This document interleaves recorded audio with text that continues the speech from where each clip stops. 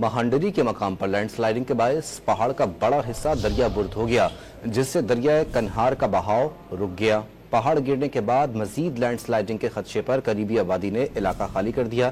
مزید جانتے ہیں ڈان نیوز کے نمائندے نثار احمد خان سے۔ نثار، بتائیے کہ لینڈ سلائیڈنگ کے بعد کیا سڑکوں کو ٹریفک کے لیے کھول دیا گیا ہے اور کیا مشکلات پیش آ رہی ہیں؟ اس طرح جی کہ یہ مانڈی کا ایریا ہے اور یہاں پہ 30 جولائی کو ایک سیلابی ریلے نے وہاں پل اس کو ساتھ بھاگ کے لے گیا تھا اور ایک بہت بڑی تباہی ہوئی تھی، جس کے بعد وادی کاغان میں سیاحتی صنعت وہ تقریباً 2 ہفتے تک مسلسل بند رہی ہے اور اب بھی صورتحال وہاں پہ مخدوش ہے۔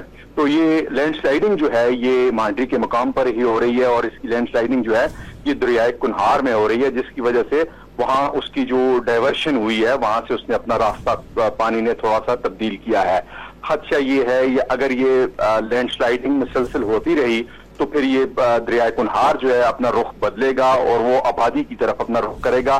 اس کی زد میں آبادی بھی آ سکتی ہے مہانڈری کی، وہاں پہ تجارتی مراکز آ سکتے ہیں اور اسی طرح شارع کاغان وہ بھی اس کی زد میں آ سکتی ہے، جس کی وجہ سے وادی کاغان میں سیاحتی صنعت بھی وہ بری طرح متاثر ہو سکتی ہے۔